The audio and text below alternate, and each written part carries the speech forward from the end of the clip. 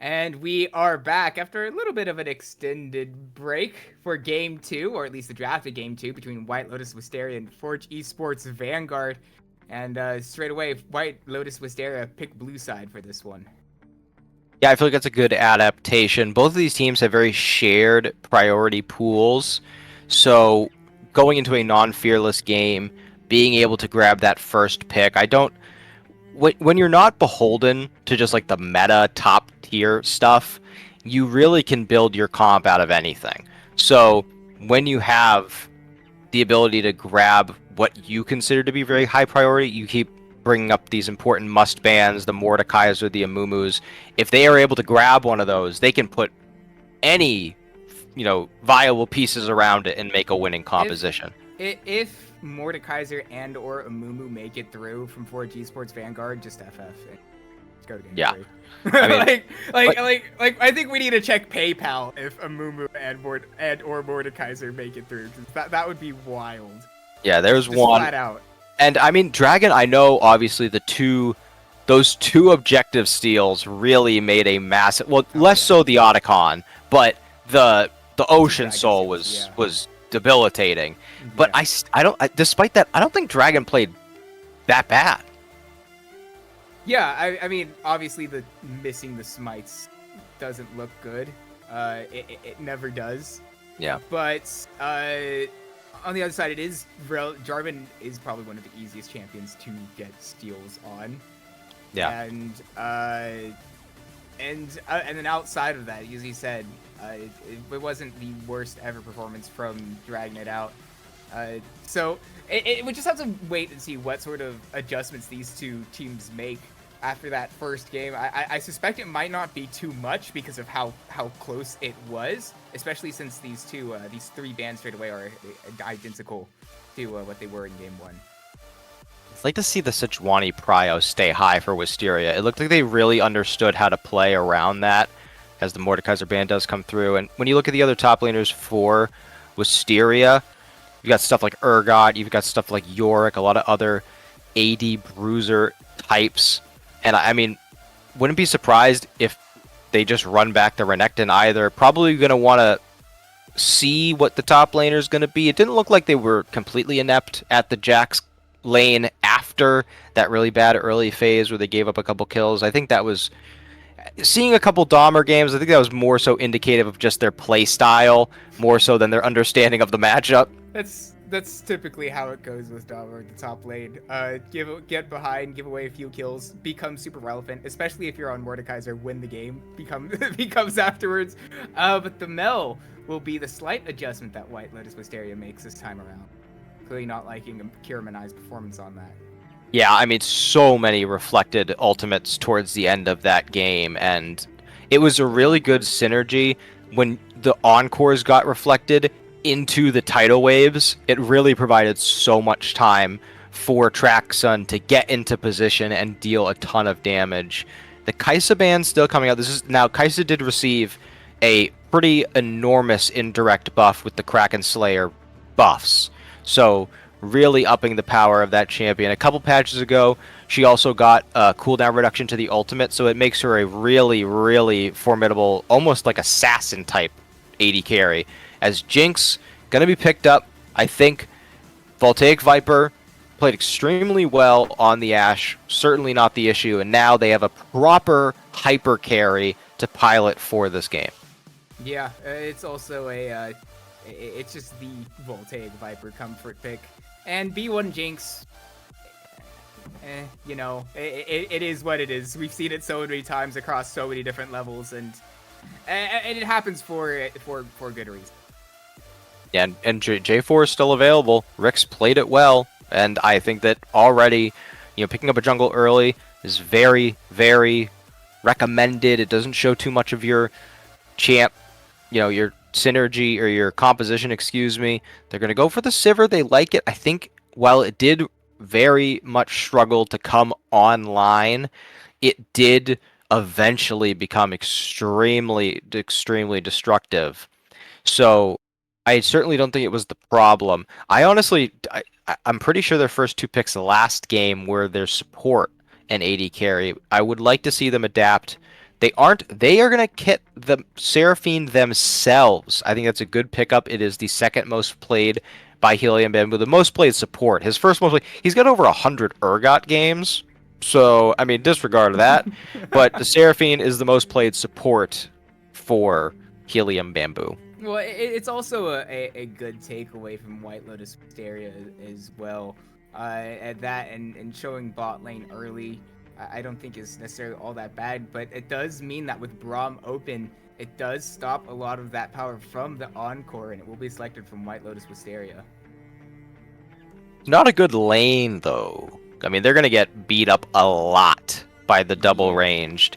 And now, I mean, even if Vanguard...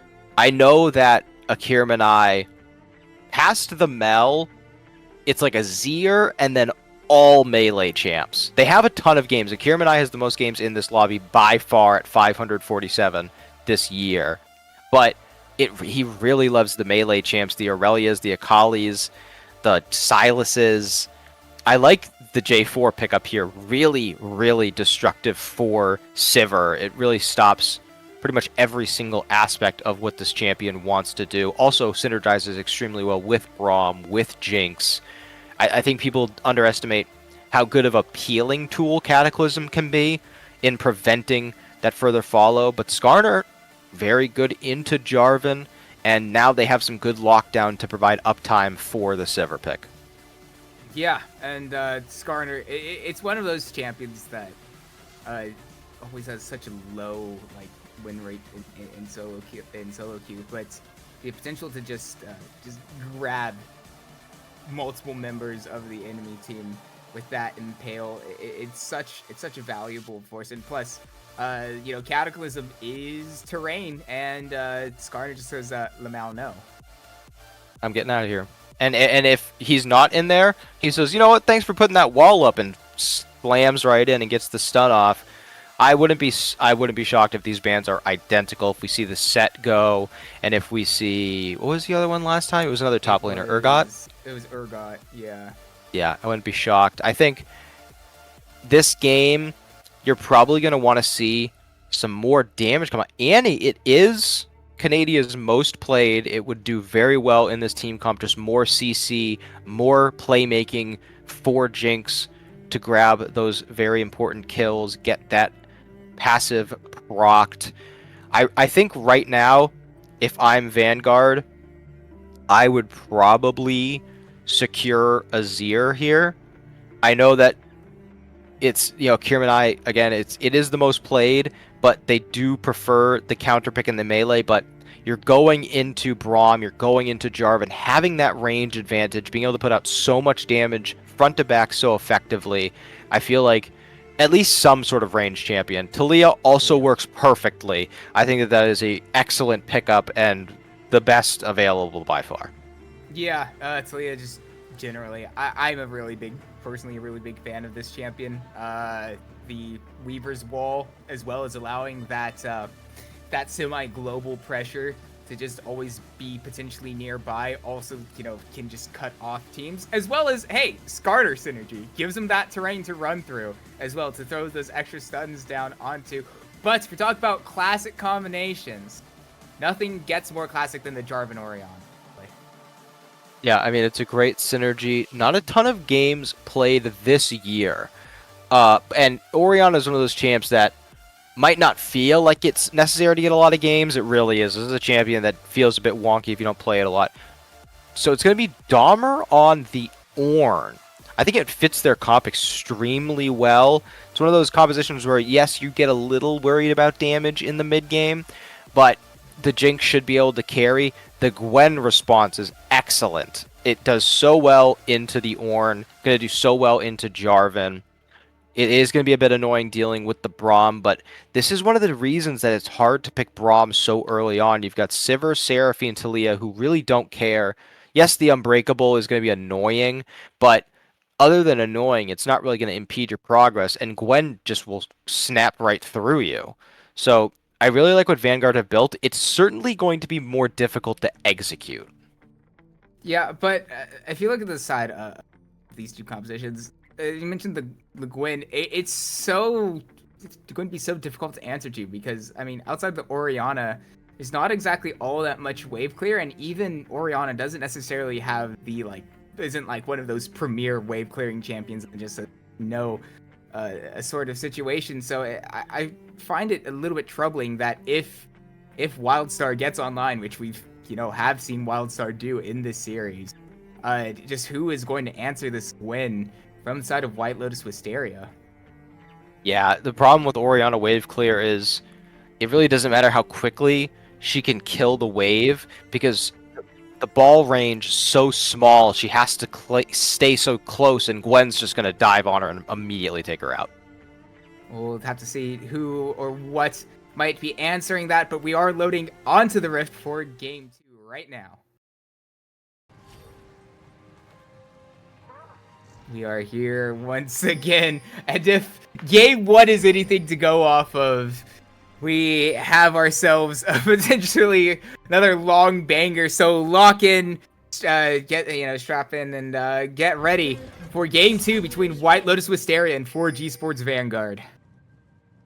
This is one of those games where I wish I had full access to all of the runes. I want to see how many people took the I'm forgetting what it's called. The not inspiration tree, the sorcery tree that gives you adaptive force as the game goes longer and longer. Yeah. I think that's going to be a necessity for this game. It feels like all of these Gathering Storm, thank you. That's one of the reasons I was really interested in, getting to cast here again, was these IBSG games always feel so closely contested, and even when they go long, they're not going long because there's no action and teams don't really know how to finish. They're going long because both teams are so close and constantly making moves to win no matter the game state. So Bamboo, interestingly enough, leveled that Q first on the Seraphine that early. Probably as soon as the game started, and just didn't have access to that CC available. Could have been potentially dangerous for Chubby Chernobyl, but as a result, no problem at all for the Braum. Just take a little damage, Braum doesn't matter. He'll take any damage as long as the 80 carry isn't taking any. And we've got some great. If you're a big League of Legends one-liners fan, this game is great. You've got stand behind Braum. You got throw another rock. This is really going to be a good one. And right away, I'm sensing that there is at least some understanding that this game is going to be very team fight focused in just some of the early rune choices. We have the double phase rushes in the mid lane, and now Wildstar, you see, not wasting a second. Does so much damage early on into this Ornn, who's nearly dead already. Dominant Force completely off this wave. Is going to be in a lot of trouble early on, but speaking of trouble, FEV might be in a little bit of trouble themselves in the bot lane. We'll be alright for now, as that those concussive blows aren't proc. Wildstar unfortunately took a turret shot there. Has to pop one of those potions. Has another potion and biscuits in the pocket. Now, luckily for Dahmer, the wave did get to the turret, and they should be able to, probably not going to be able to freeze, but going to be able to at least get a decent wave state. Not, nope, never mind. Right in the middle, just about one of the worst places it could be. Jarvan, not able to walk up, but it does look like we had an early reset from Akira Manai. Went back, grabbed that tier of the Goddess. So that is going to allow for some extra volleys to be thrown in this laning phase. Try and keep up with the early Orianna wave clear. For those of you who may not remember, Orianna received a pretty substantial buff a couple patches ago to the cooldown, or the mana cost on that command attack, leaving it at a flat 35 mana for the entire game, no matter how many times it's leveled up. So really helped that early game wave clear, those first couple of levels into it, those, once you get to level 4 and 5, easily able to outwave clear most champs. So very smart by Akira Manai to go back and get that tier. This is a bit interesting from Rick's. Going to recall a bit early there. Not going to go for that Scuttle Crab. Just to get on the map a little bit earlier. Sacrificing that extra vision and that gold to try to maybe find a gank somewhere. Get that little tempo advantage over dragging it out for now. Wildstar actually looking a little bit low, but Dahmer does have no mana. Obviously, Wildstar does have access to those heals on this Gwen. They've been really aggressive with their positioning, dashing forward. Now Dahmer in full retreat, no mana left. The snip available, fully stacked. Flash forward, first blood to Wildstar. That was so clean, flashed before Dahmer could, just in case. So even if Dahmer flash would have still been killed by it, utilized that early dash to get out of the damage from that volcanic rupture. Just extremely well played by Wildstar. Last game, a lot of the kills were just Dahmer walking too far forward. That time it was just pure outplay. And I want to touch back on one of your earlier points. Rix was actually able to get that reset off without sacrificing the Scuttle Crab because of a ward placed by Wildstar in the blue jungle. They saw that Jarvan was going and taking their respawns on the top side, so Rix knew that he had time to back before going and taking that Scuttle Crab. So really good synergy there between the top lane and the jungler, allowing them to get some extra tempo on the map, as you so well pointed out. And another thing to point out here is Traxon in a much better spot at this 5-minute mark compared to last game. Last game it was constant jungle pressure, constant having to drop minions, and well, here's speaking of jungle pressure. No flag drag finds its way onto Helium Bamboo. Traxon also going to be exhausted to ensure that not much damage can come back out as a return. Flash down from Traxon, and not going to have that available for the Sivir. A little bit of a caster curse there, no problem. Now they're going to have to recover a little bit. Going to need to play extremely careful with Jarvan still being on this side of the map. No summoners for Braum, but now they just have to play this so safe. At any moment, Jarvan can come back in, still has access to the flash. Luckily not level 6 yet, but constantly posturing, looking for an angle, as we do see also Rick's top side, but I don't really think there is much of a dive angle. We'll have to see, maybe they force it. Probably not. It's a little bit tough to dive Ornn, who's still mostly full health. With all that committed towards the bot lane, it does mean that it can be pushed in relatively easy. And White Lotus Wisteria, I don't think I've seen anybody take an early objective off them so far this season. And even for Esports Vanguard, one of our strongest teams here in Cinder League, can't do it. Yeah, and we're seeing now Wildstar doing a very good job on this top side, continuing to put down the pressure. And now, especially because they know Jarvan's bot side after taking the dragon, Rix did a very good job to come in, take some jungle camps, but also is here for pressure. Needlestar used. Rix is nearby, the flash away from Dahmer.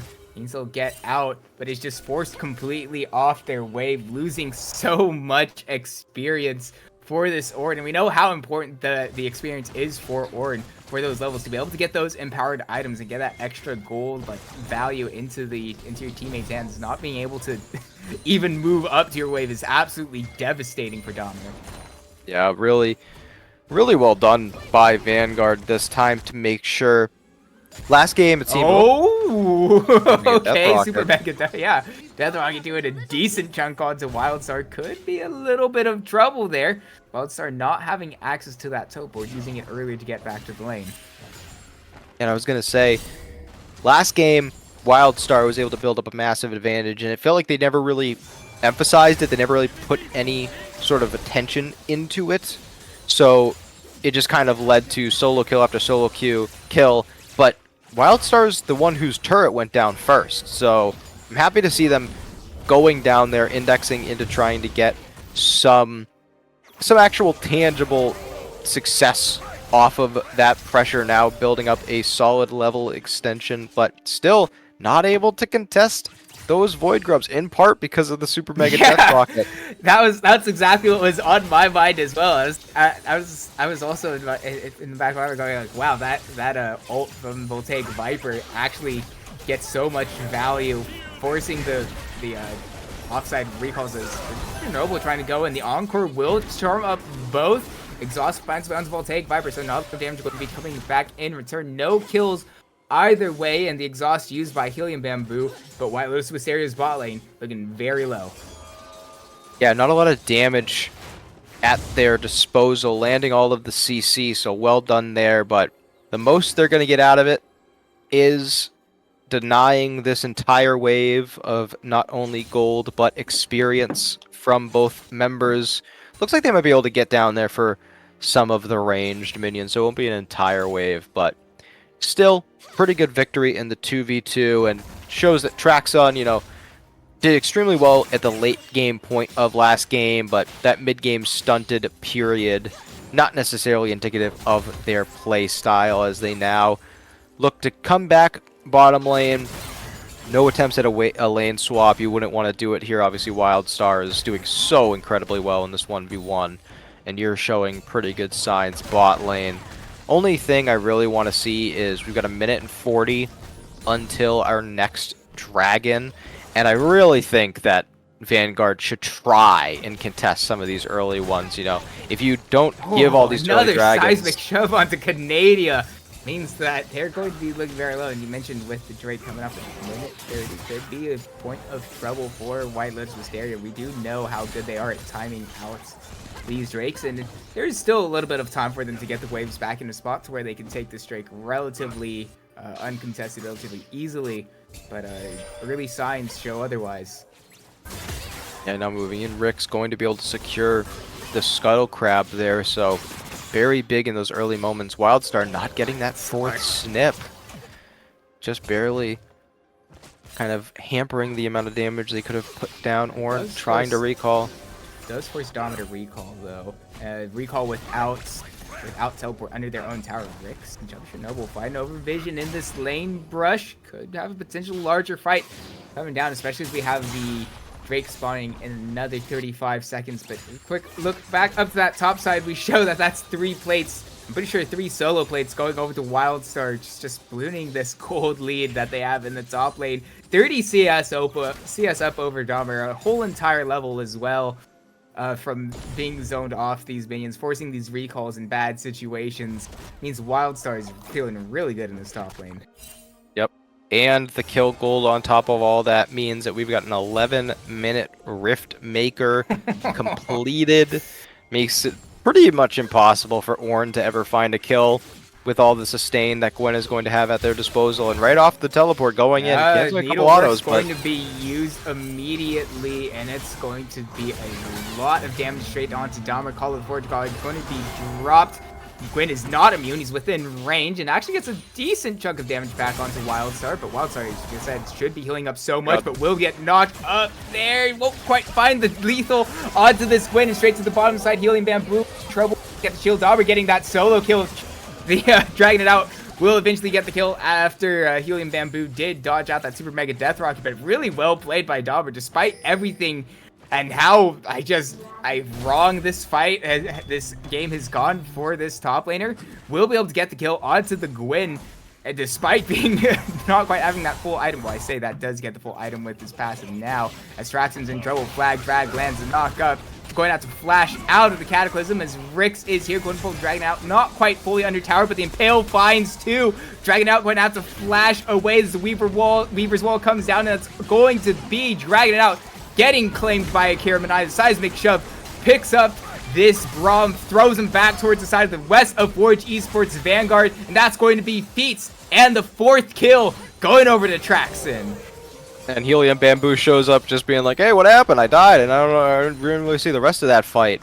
Great job, great follow through. And Akira Manai, you made such a good point in the draft phase. It's not only about Talia's ability as a ranged champ to be so safe and deal so much damage in these fights, the global pressure early. It was a 3v2 in favor of Wisteria, and immediately they have to turn away, not only because they get pulled under tower, but also because Akira Manai is able to join and Canada is not able to. I want to point back to this top side, because while Dahmer does deserve flowers for that play, WildStar really not managing to queue well. Oh my goodness, that's quite a lot of damage coming out of WildStar.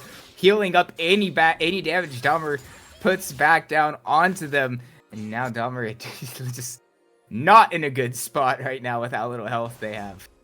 But WildStar's really got to start focusing better on how they're using the snip, consistently using it when they only have 2 or 3 charges. Probably left a kill on the table in that last fight because of their impatience in some of these moments. And I get it, you know, you get a full item up, you're not really thinking that you have to play it exactly perfect to get the kill. But now, if they're able to wait out that brittle and stack up the snip again, this tower is not going to pose a threat with the Riftmaker if it gets pulled up. Now, taking a look, we've got some more item completions. Hextech Companion for Orianna Yuntal is starting to get stacked up. Sundered Sky for the J4. And on the other side, you know, you got the only item that Skarner really needs in the Heartsteel. Almost a fully completed Seraph's Embrace as Chubby is caught here. Will be snared up, but not going to have too much ability to follow on that from the side of 4G's Vanguard. As Rift Herald is now on the map, a lot of members of both these teams looking forward to moving it. We know how much White Lotus Wisteria really loves prioritizing neutral objectives, especially early on, and they're showing it right now, but dragging it out, and Dahmer might be in a bit of trouble as Rix gets hit by, Dragonaut does get hit by Rix. Cataclysm comes down, will trap the 2, but there's just too much damage from the side of Forge Esports Vanguard, and Dahmer has to full-on retreat, and no jungler for dragging it out. Does mean that this Rift Herald will go over to the side of FEV. Yeah, just playing it so composed, knowing that they can just get the numbers advantage there and take this full objective. An objective that last game they did give up in return for a lot of kills, and I'm glad that we panned down here for a moment because something we didn't call out at that fight, one of the big similarities between this game and last game, if you look early in the game, there's a fight where Akirmanai picks up 3 kills, and now sitting on the completed Seraph's Embrace, the finished Sork Shoes.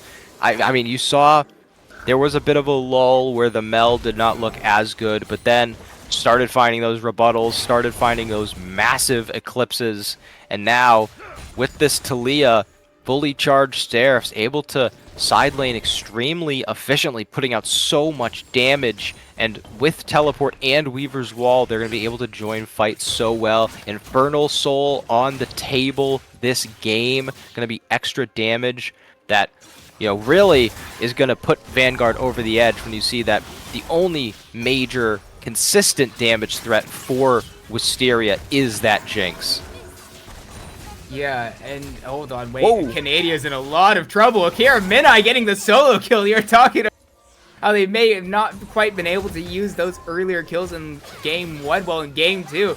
That's going to be another one, and a kill going over the side of Akira Minai, but straight up to the top lane. Wildstar in a lot of trouble. Wrong side of the map. Maybe they can find Dahmer with how low they are, but really it's just Wildstar about buying time. Needlework not going to do too much, only getting the first charge of it down, as the kill will get picked up by Voltaic Viper. Yeah. Good collapse on the top side. Grab a kill, stop the stacking, or the scaling, I should say, for Gwen as... nope, not the Drift King, is Rix.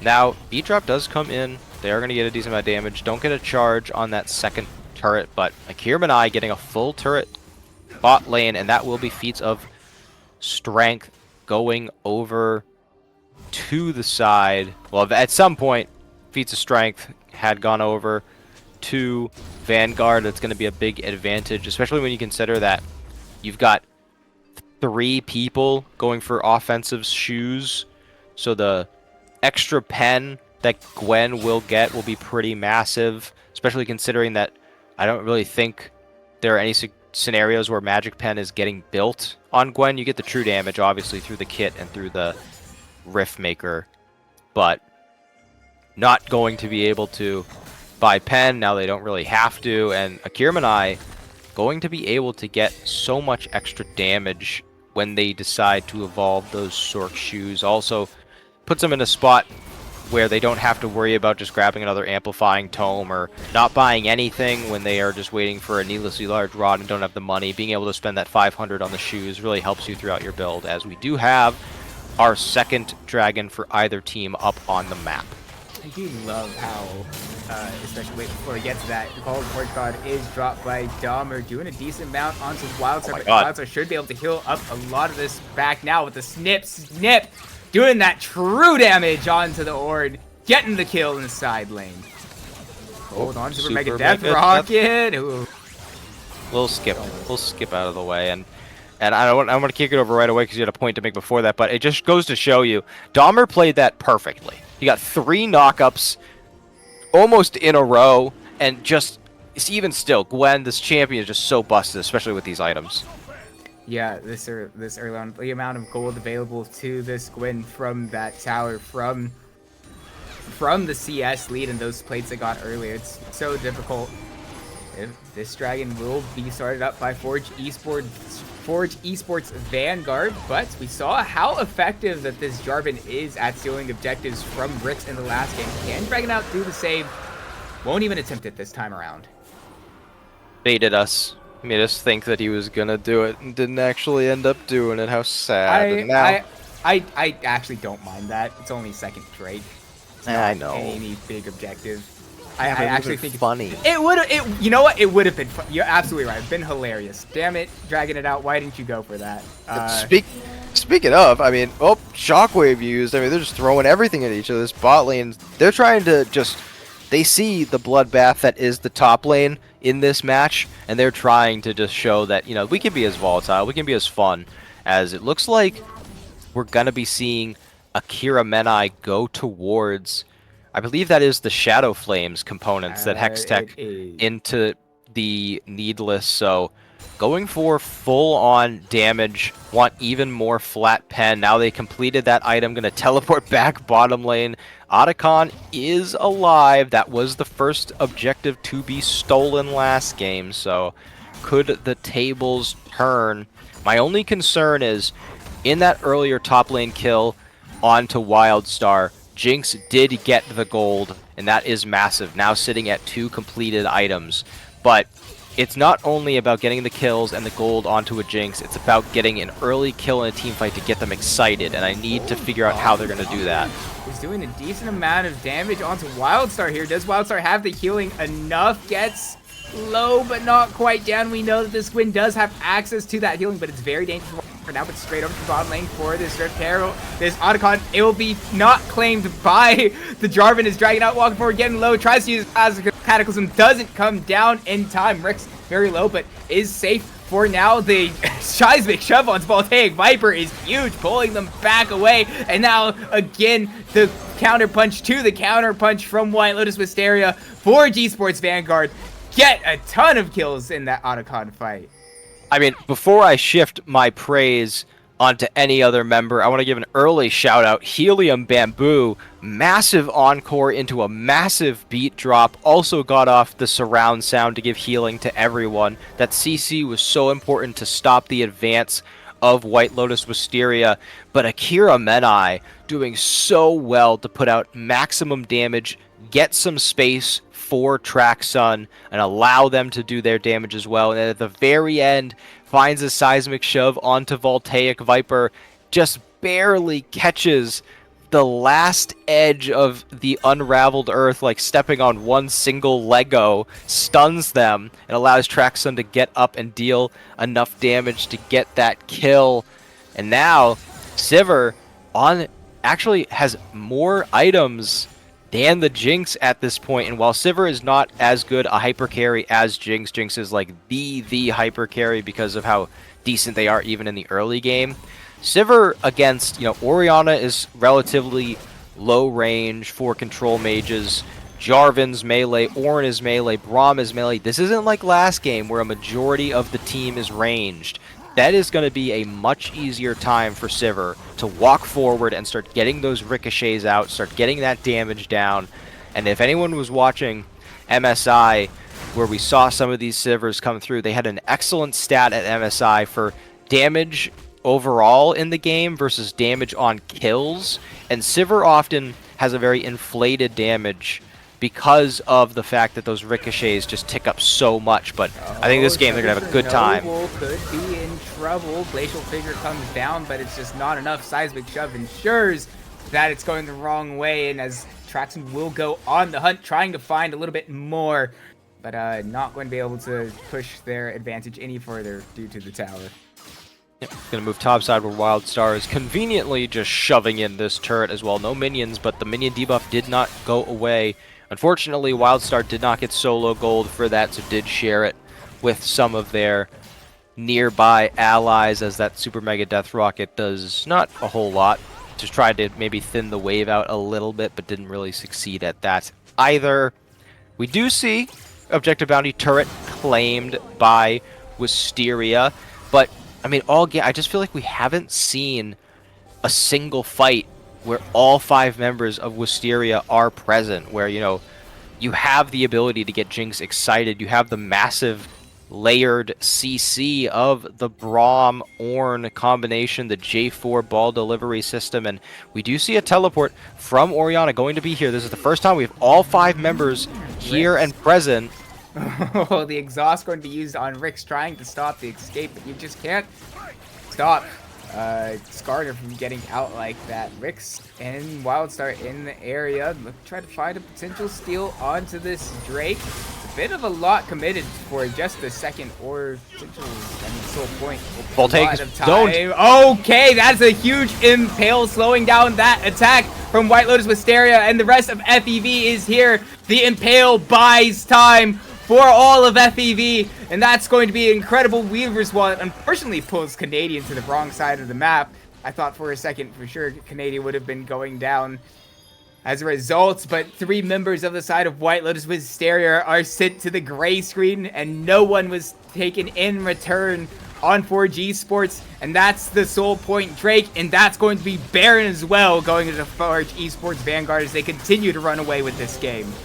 I mean, the positioning there was so crucial. I called it out. Voltaic Viper was zoned out of the fight. They went mid lane to try to respond to Traxxon pushing the wave in, but because of that, they had no ability to enter the river without going through members of Vanguard, which would have been certain death. So they have to stay out of it. And what that means is Akira Menai is able to take such advantage of Rix's 3-man impale, just dealing so much damage with the threaded volley and with the unraveled earth. And, you know, without Jinx being present, you look at the rest of the team comp, who's going to provide the damage? It doesn't matter that they got a full-on Ornn Horn. It doesn't matter that the Glacial Fissure came down. You don't have any damage to follow it up. And now you have Baron buff active, you have Soul Point with this Infernal Soul. That's kind of, you know, the insult to injury. Not only are you playing against a composition with a very, very low damage profile, you're also getting Adaptive Force, and if you get that Soul, that burst damage that Infernal Dragon gives you, this is quickly spiraling out of control. Yeah, 9K gold lead from Forge Esports Vanguard. Almost certainly the largest gold lead we've seen so far in this series. I mean, at 27 minutes, it is certainly a lot. But Helium Bamboo going out to flash away. Call of Forge God is dropped. Traxxon will use the spell shield to keep that up. And the Encore picks up 3, slowing this advance. Can Rix escape? Can Helium Bamboo get out? They are both fine for now. Dahmer still advancing. Those for Mega Death Rocket is used. Doesn't quite have the ability to find the lethal onto Helium Bamboo. And so now the rest of White Lotus Wisteria are in full retreat as Wildstar is in the base claiming the top lane inhibitor. Yeah, that's one of those comms moments where they're just like, do I have to show up? Nope. Okay, I'm pushing. And it just doesn't matter because this time they do get the CC, but again, Voltaic Viper is just not close enough, and that's not their fault. You have Jarvan dashing forward, Ornn throwing out the Ornn Horn, firing that Call of the Forge Guard as far as they can. It's a Jinx. She can't just flash forward to try and get in range. You have to wait for your damage to be there. And now, no Call of the Forge God, no Catalysm, and you just have to kind of wait and just give them wave after wave. And when you're down a 10k gold deficit at this point, you really can't afford to stall for that long, because every wave you stall and every camp you take, it's just getting reflected on the other side. And it's now going to be Dragon Soul spawning in a minute 40 time. You still don't have third item onto Jinx, and this time, you know, it's only 2 melee champions on the side of Vanguard, so I understand going for this what's most likely going to be that Mortal Reminder third item. But for Jinx, not having that Runaan's Hurricane is going to hurt their damage output, lowering that attack speed, and it's going to be even more crucial that they find a kill early on in one of these fights to allow Jinx to get excited. Yeah, if Jinx can get excited, they do have a decent amount of damage available to them, sitting on 2.5 items, and with the ornaments starting to come down, does mean that this skull deficit isn't necessarily nearly as bad. It's still not great, but we might have a fight here. Weaver's Wall will cut off the escape. The Encore only finds one, and the Shockwave on the back end picks up 3, but it just doesn't matter. There's no damage available. It's Forge Esports Vanguard with the route. Wildstar alone in between separating this fight isn't going to worry at all. Akira Minai picks up their 10th kill of the game without going down themselves, and that will almost certainly be game, set, and match to Forge Esports Vanguard. The first game was an absolute slog, back and forth. Vanguard was able to pull off the comeback, but in this game, it was clean, smooth, controlled from the beginning. I said it was going to come down to execution, and they were perfect. Only 3 deaths, 3 of them going deathless. And I think it's really easy in this game to look at Akira Minai and look at the Mel last game and say, that's where we're going MVP. Traxon had a much better game and showed off some of those late game stats. Wildstar, obviously the crazy carry on the Gwen this time in the late game, the Unjacks. I think Rix isn't going to get enough praise, but they deserve a lot of credit for this series. I think almost like Rix, I would be like, as like an outside suggestion would say maybe Rix, even because with those dragon steals ensuring that soul going over to them, the Ocean Soul. There was a few of those fights that without that Ocean Soul, Wildstar wouldn't be able to get the healing to stay alive long enough to turn those fights around. And so, like, even though, Wildstar game 1, like, fair, insane pop-off. Game 2, Akira Minai, so much damage as well. I think Rix, the whole team, especially in game 2, just really deserves a big shout. Yeah, and I think another thing to point out is we're talking about how Wildstar popped off. Another one of the reasons in this game they were able to play so aggressively is because Rix was constantly on the top side, providing that cover and letting Wildstar know, like, no one's up here. You can 1v1, you can go crazy. Like, the Jarvan's not coming.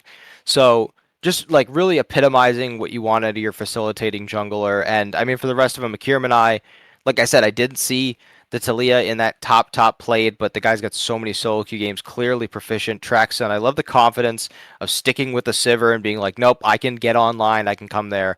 And to give some credit, I think Wisteria, they had a great composition. They clearly knew how they wanted to play, just weren't able to find their bangles.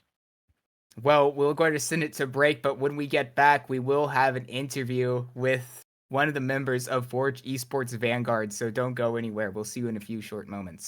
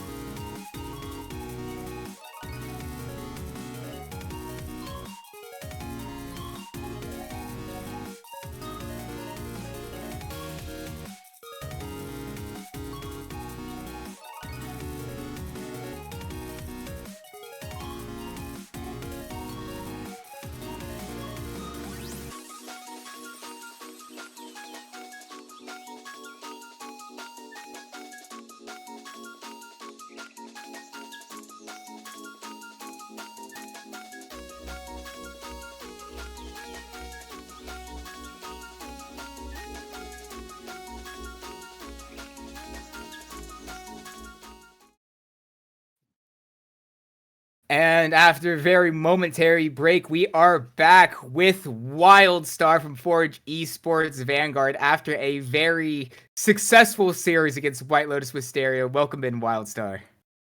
Thanks for having me. It's really great to be here, honestly.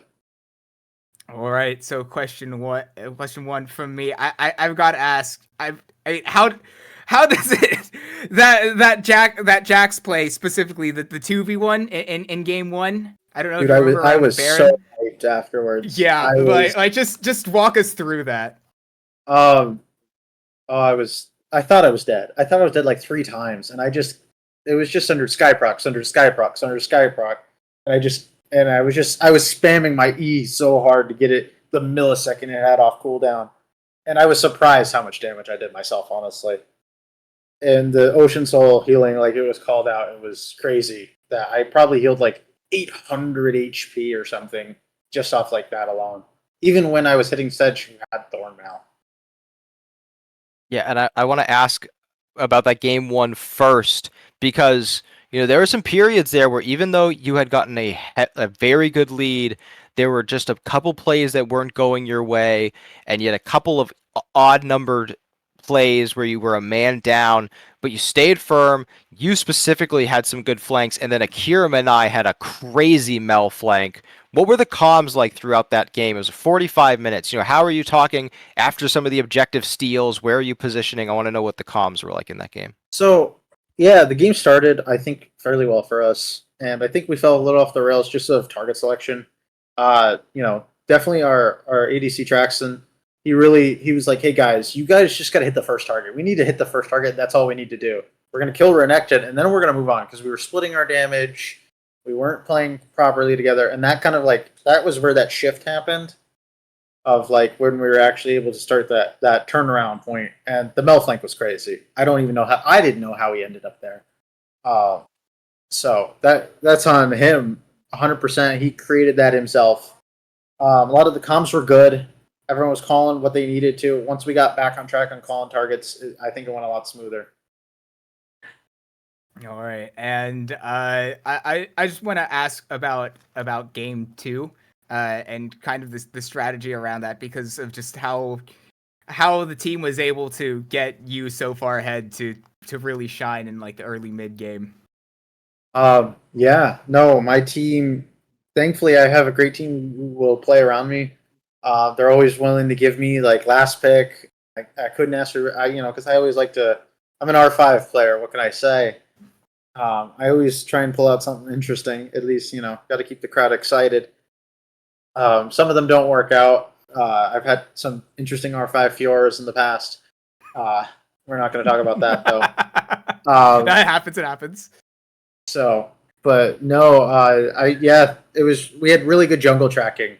We were keeping wards every time I was like, should I back off? I was like, Jarvan's bot lane, we saw him on Raptors. Jarvan's bot lane, we saw him on Red. Jarvan's bot lane, he was on Krugs, he was spotted in the river. So I was like, I knew I could go. Because we just had such good, Helium had such good vision, keeping me aware of where Jarvan was. Yeah, and I want to emphasize that highlight because while you obviously have been having pop-off performance after pop-off performance, especially against the other top laner who's pretty highly ranked, second highest in kills per game, you are now at the top of the league, undefeated, 4-0 match record, still only having lost one game. I want to know a little bit more about just the team dynamic, because even in that second game where it was much more of a stomp, I feel like every single one of you was making massive plays. So going back to game one, all of those objective steals that were really what made the comeback happen, the teleport flanks, what is it like playing on a team where even though you're having all these pop-off moments, it feels like everyone else is having just as many? Yeah, no, it's crazy. My teammates absolutely are goated, and I couldn't say any better things about them. Ricks and those steals, that was everyone was so hyped when he stole third Drake and then he stole Soul. It was crazy. And then I don't know how that 4v1 happened in the bot lane. That was crazy too. But no, my team, Akira in game 2 was, I just looked down and Oriana's half HP from her TP from just E, and I'm like, this guy is 8-0 with 25 stacks on Medjai's, and I'm 2-0, and I'm trying to figure out what happened. My team will just appear, I'll hit tab, it'll be 0-0-0, I'll hit tab again, and my team's won the game. So It's really convenient when that happens. Well, before we close it out, Wildstar, do you have any shout-outs? I mean, I feel like the team shout-out was one already, but anyone else? I will say something. We still have not lost to a White Lotus team. You'll hear more about that on the podcast. That is my little trash talk I have. Anyways, but I love playing against these guys. Shout out to them. They played a really good game all around. Great players to play against, and I want to play them again, definitely. All right. Well, thank you, Wildstar, from coming out. But that is it from us today at Ember Cinder League. I've been Isaac, alongside me is Jack, Ice Fire Eyed, behind the scenes, running the production. Be sure to check out our socials as well before you fully leave. But after that, have a nice evening.